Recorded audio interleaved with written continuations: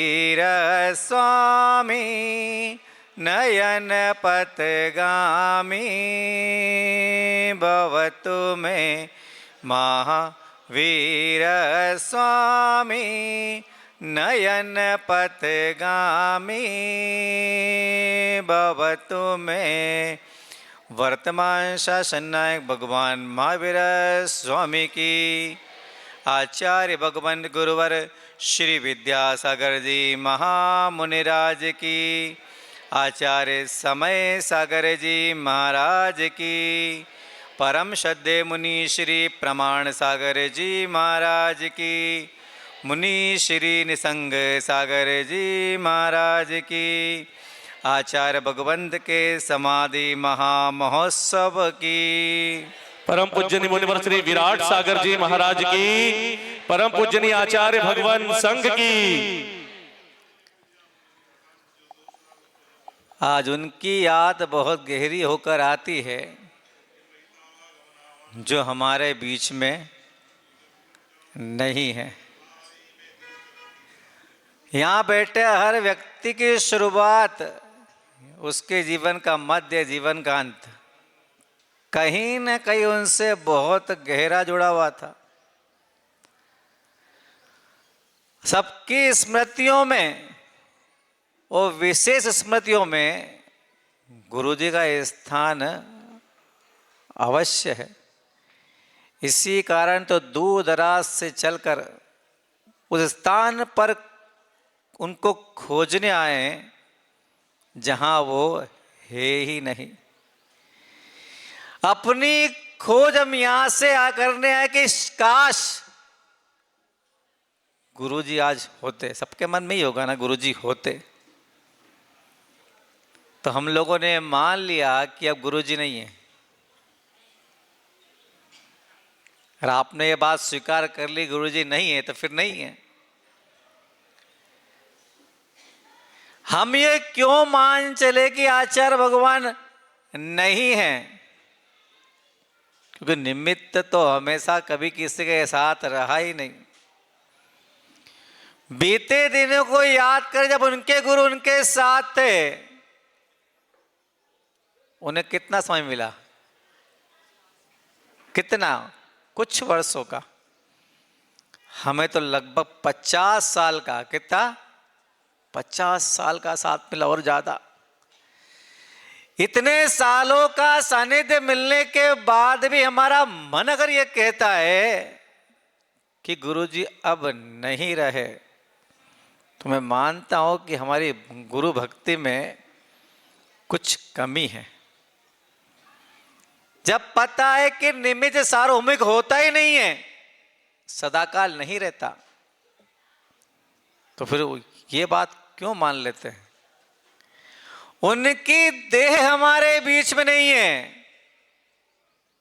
पर जहां जाते हैं, जहां वो रहे हैं, हमारी आंखें आज भी तो उन्हें वहीं देखती है। इस क्षेत्र पर मेरा पहली बार आना हुआ, प्रथम बार।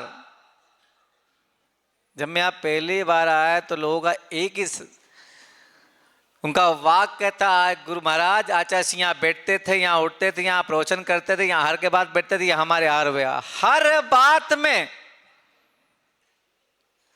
गुरुजी कब क्या करते थे उन्होंने मुझे बताया। मतलब उनके जहन में कितनी गहरे तरीके से ये बात बैठी हुई है। तो क्या जीवन भर काम बातों से चलाने वाले लोग अपनी यात्रा यादों से नहीं कर सकते? इतनी बातें आपने गुरुजी से की हैं, ये इतनी बातें उनकी सुनी हैं, तो क्या आपकी स्मृति इतनी कमजोर हो चली है कि उनकी बातें आपकी यादों में आज नहीं है? जब यादें हमारे पास शेष हैं तो हम क्यों कहते हैं कि गुरुजी नहीं है? यह बात सच है कि इस धरा पर अब उन जैसा दूसरा कोई नहीं होगा। यह काट्य सत्य, ना भूतो ना भविष्यति। तो हमारी स्मृति जो हमारी अपनी संपत्ति है, हमने अपने चर्म चक्षु से उन्हें कब कब नहीं देखा, अपने आंखों से हमेशा देखा है। हम तो एक बात कहेंगे, हम मुनियों से ज्यादा सौभाग्य तो आप कपड़े वालों का है। जब चाहते थे तो उनके दर्शन कर लेते, उनसे मिल लेते थे, उनसे बातें कर लेते थे। हम तो उनको पाकर उनसे दूर हुए, हम तो उनको पाकर उनसे दूर हुए। तुम उनको निहार कर क्यों दूर हो रहे हो? इन आंखों से हर क्षण उस देवता के आपने दर्शन किए, पर इस धरती पर शाश्वत हो के आखिर आया कौन है? जब तीर्थंकर नहीं रह पाए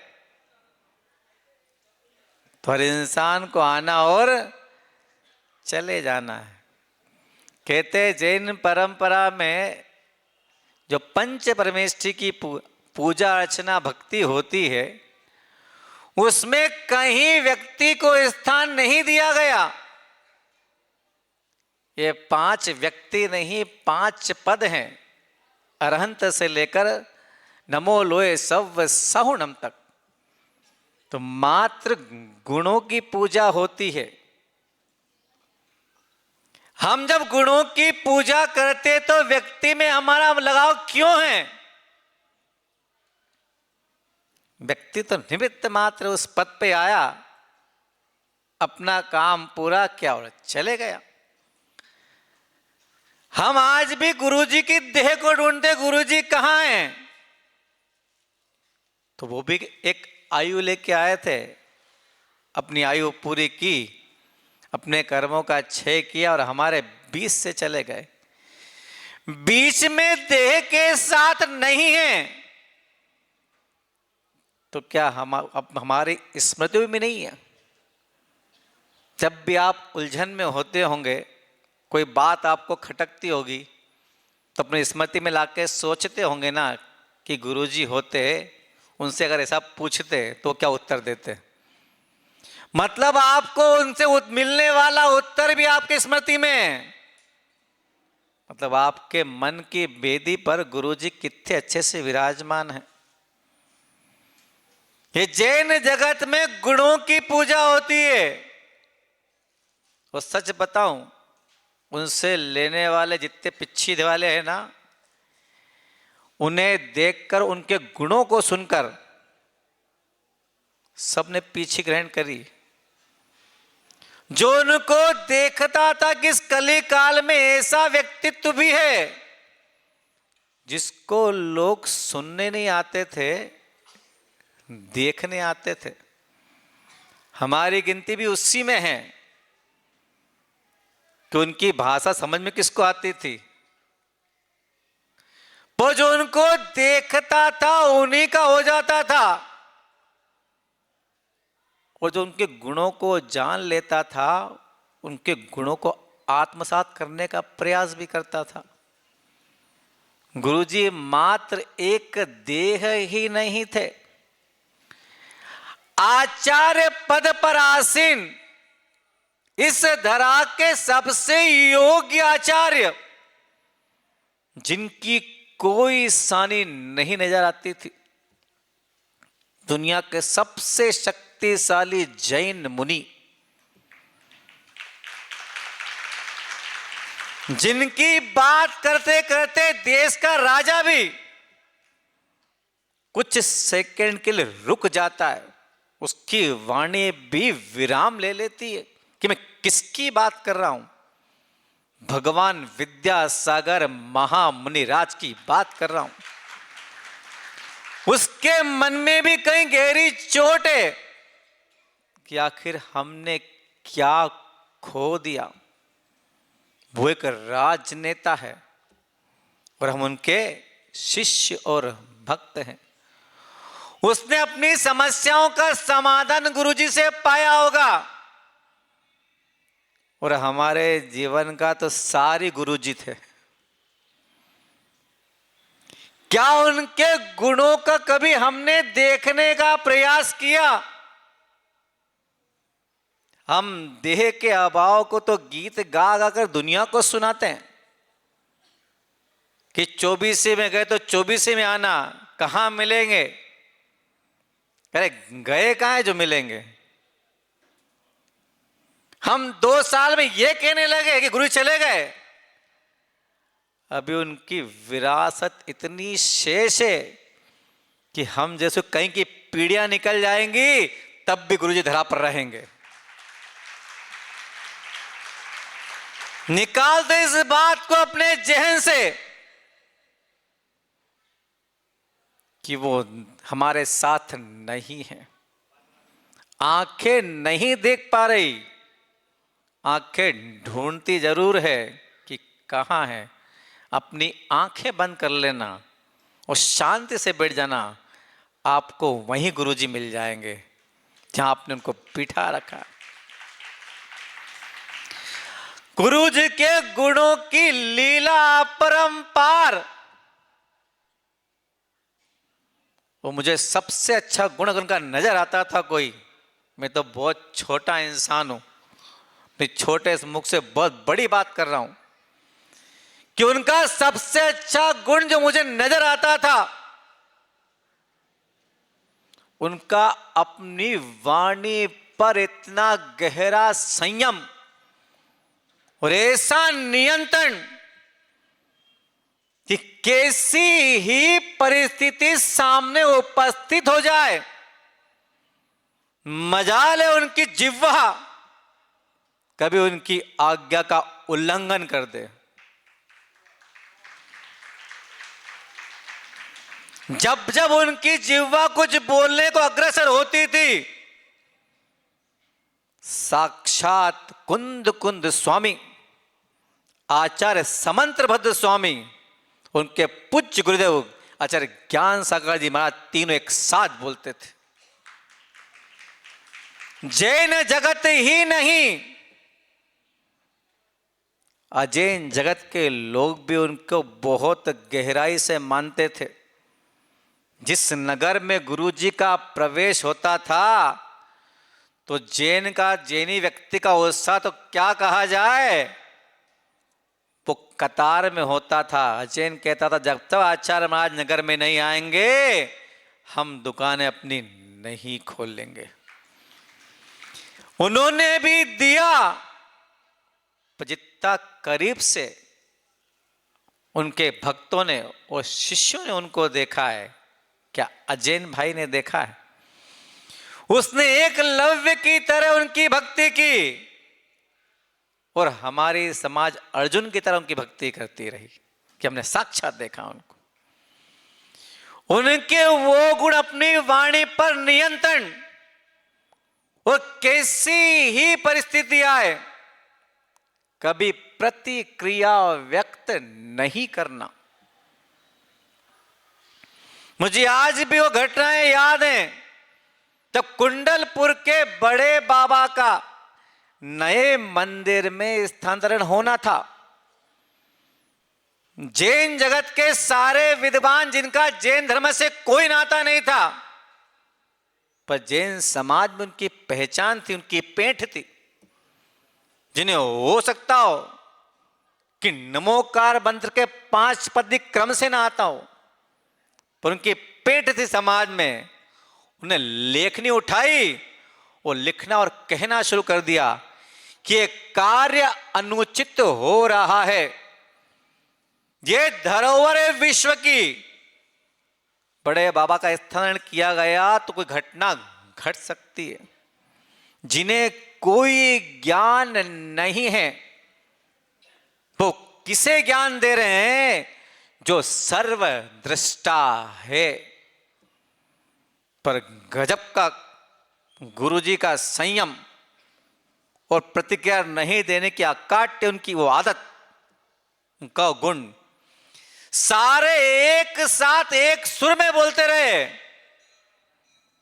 पर क्या गुरुजी की समता, उत्कृष्ट क्वालिटी का संयम, कोई प्रतिक्रिया, किसी से कोई मतलब नहीं है। आपके कान में कोई बात अगर आपसे कहे आपके अनुकूल होगी तो आप स्माइल देंगे, क्लोजअप, और आपके विरुद्ध होगी तो आप आंखें तरह देंगे, क्या बोल रहा भाई। सारी दुनिया बोलती रही, पर धन्य हमारे गुरुदेव, उन्होंने अपनी समता नहीं छोड़ी। कभी अपने ग्रंथों के माध्यम से समता की बात तो पढ़ाई होगी, पढ़ाने वाले तो बहुत मिल जाते हैं, टीचर होते हैं, पर दुनिया के इकलौते ऐसे आचार्य थे, दुनिया के सबसे अच्छे शिक्षक अपने शिष्य और भक्तों के लिए, कि समता की बात किताब से नहीं अपने जीवन के चरित्र से सिखाई है। दुनिया कहती रही कि बाबा कुछ तो बोलेंगे, जो काम हो रहा है कुंडलपुर में, बाबा कुछ तो बोलेंगे, पर जिसका संयम बहुत गहरा हो, जो ज्ञान के सागर में डूब के आया हो, जो विद्या का सागर हो, क्योंकि ज्ञान से ही विद्या का जन्म होता है। ज्ञान सागर में होगा क्या विद्या जिसका गुण था, किसकी मजाल है धरती के बासिंदों की कि अपनी प्रतिक्रिया से उनका मुख खुलवा दे, ना भूतो ना भविष्यति। बड़े प्रेम से सारी प्रतिक्रियाओं को नजरअंदाज किया, और भुजदस का साक्षी मैं खुद भी हूं। जब बड़े बाबा का स्थानांतरण हुआ और बड़े बाबा पहली बार अपने स्थान से क्रेन के माध्यम से जब उठे हैं, तब पहली बार गुरुजी के शरीर से प्रतिक्रिया व्यक्त हुई। वो प्रतिक्रिया अगर आपसे मैं कहूंगा तो आपकी आंखें डबडबा जाएंगी। सुदूर खड़े थे, लगभग वहां से 150 मीटर की दूरी पे पहली बार जैसे ही क्रेन का लीवर दबाएगा, बड़े बाप ने इतना स्थान छोड़ा, दोनों आंखें उनकी आंसुओं से भर गई। पांव पैदल चलकर उस स्थान को छोड़कर जहां वो खड़े थे, बड़े बाबा की अगवानी के लिए वहां पहुंचे जहां बड़े बाबा अभी उठे उठे ही थे। आंसू लगातार बहाते हुए उस स्थान पर आया। तब संग मुनिराज ने पूछा, आचार्य महाराज, आपकी भक्ति आपकी आंखों से दिखाई दे रही है, क्या बात है, आपकी आंख में आंसू क्यों आ गए? तो आचार्य महाराज ने एक बात कही थी, आंसू बहाते बहाते। तब पहली बार मैंने खुद ने भी उनकी आंख में आंसू देखे। आचार्य महाराज का आंसू भी आते हैं, क्योंकि हमने तो अनुशासन देखा उनका। कहा, दुनिया मुझे देख रही थी और मैं बड़े बाबा को देख रहा था। जिसे अपनी बातों पर गहरा विश्वास होता है, अपने कर्मों पर विश्वास होता है, वो व्यक्ति कभी प्रतिक्रिया व्यक्त नहीं करता। हमारे गुरु अगर मुनि से आचार्य और आचार्य से भगवान बने तो उनका सबसे प्रथम गुण यही रहा कि उन्होंने अपने जीवन में यदवा तदवा बातों पर कोई ध्यान नहीं दिया। वो मात्र अपना काम करते रहे। जब ज्ञान सागर जी महाराज ने दीक्षित किया था, उस समय ऐसी आंधी थी भारतवर्ष में कि लोग डमोकार मंत्र के 5 पदों में से 3 पदों को नहीं, मात्र 2 पदों को ही प्रणाम करते थे। वो दुनिया की उस आंधी में ज्ञान सागर जी साथ छोड़ के चले गए। इतना बड़ी चुनौती, चैलेंज के सामने था। समय बीता और मां जिनवाणी को अपने हृदय में विराजमान करके वो गुरु की सीख पर चलते हुए वो समय आया जब जैन जगत के प्रकांड विद्वानों ने एक लेख निकाला, एक नया पोपडम, ये लेख कहीं मिले तो पढ़ना इस लेख को। वो धुरंधर आज विद्वानों ने लिखा कि हमारी तो नमोकार मंत्र के 5 पदों से आस्था हुई उठ चली थी, 3 पद पे आस्था उठ चली थी। जब विद्यासागर महाराज को देखा तब नमोकार के 5 पद सार्थक समझ में आए। क्या दुनिया की आंधी को उन्होंने सहन नहीं किया? अपनी समता से किया, अपने ज्ञान से किया, अपने चरित्र से किया। और हम कहते अब हमारे बीच में गुरुजी नहीं हैं। क्या हमसे नहीं चाहते थे वो कि जो मैंने इन्हें दिया है ये मुझे लौटा दे? वो भाग्यवान थे कि उन्होंने अपने जीवन में अपने गुरु को दक्षिणा दी। वो भाग्यवान थे कि उन्हें अवसर मिला। वो भाग्यवान थे, गुरु ने कहा कि विद्यासागर तुझे इतना दिया, अब दक्षिणा दे। और दक्षिणा भी क्या गजब की मांगी है। अपना पद शिष्य को दिया, खुद शिष्य के चरणों में बैठ गए। उनका सौभाग्य था, उन्हें जीते जी गुरु दक्षिणा देने का सौभाग्य प्राप्त हुआ।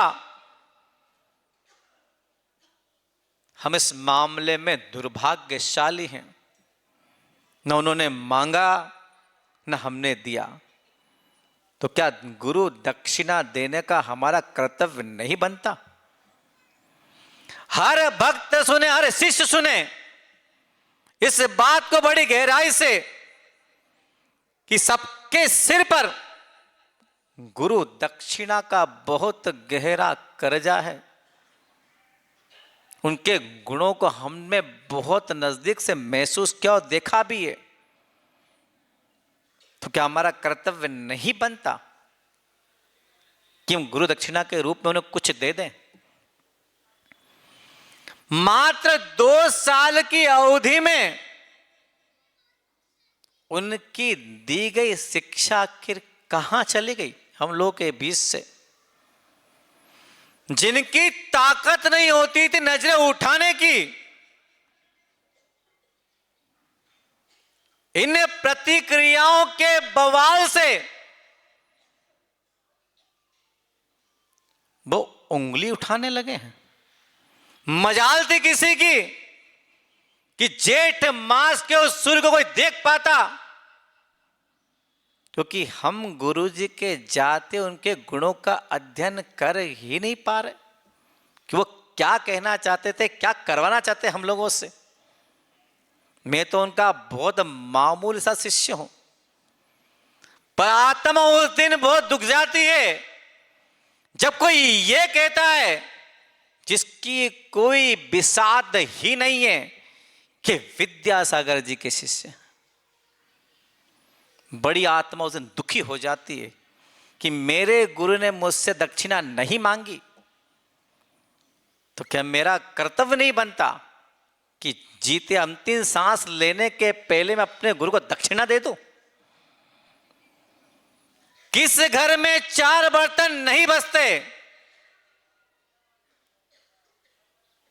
क्या बर्तन की आवाज दूसरों को सुनाना बहुत जरूरी हो चला है? पूछे अपने आप से कि कर क्या रहे हैं।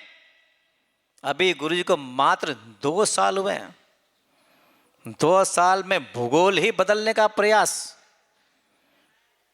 गलती मत कीजिए, कितना ही प्रयास कर लीजिए, हम हैं सारे के सारे विद्यावंशी।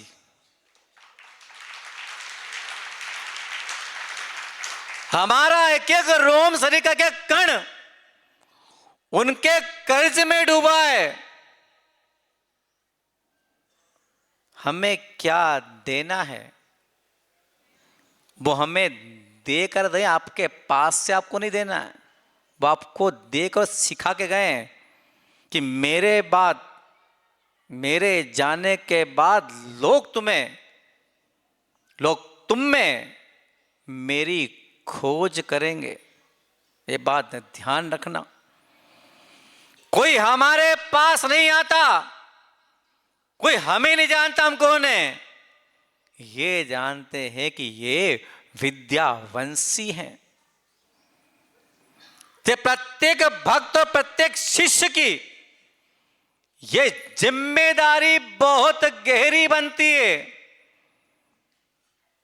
कि कोई भी प्रतिक्रिया करते समय इस बात का ध्यान रखना कि बात निकलेगी तो दूर तलक जाएगी।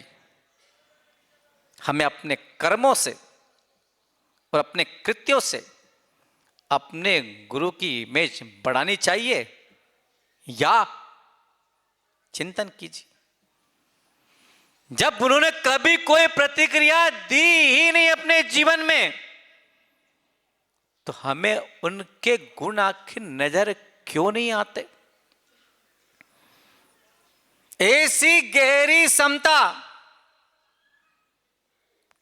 जिनके दम पर सारे काम हुआ करते थे और हुआ करते हैं, पर कभी अपनी वाणी से कभी किसी को कठोर शब्द नहीं कहे। चाहते तो उनके सारे काम उनके रहते ही सिमट जाते। पर आचार्य महाराज की ऐसी सागर की तरह गहरी, सागर भी उथला उनके सामने, ऐसी गहरी समता की कभी आदेश हम शिष्यों की छोड़ो, आप गृहस्थों को नहीं दिया। तो ऐसे क्या ऐसे 10 क्षेत्र बन जाते उनके रहते, पर कितने प्रेम से, कितने अच्छे शब्दों में अपने भाव आपके सामने व्यक्त करते थे कि जरा इस काम को जल्दी कर लो। कहते थे आप लोगों से। मैं आप लोगों को भी दोष नहीं देता कि उनकी सरलता को आपने अपनी सुस्ती बना लिया था। गुरु जी कहते थे ना कि जल्दी कर लो, आप सुस्त होकर काम करते रहे। वो इतने गहरे थे कि मैं क्यों अपनी समता छोड़ दूं? तुम्हें करना हो तो करो, नहीं करना हो तो मत करो। आप जब कोई काम करवाते हो और पावर आपके पास हो तो आपकी चुटकी बजती ना, ए जल्दी करो इसको।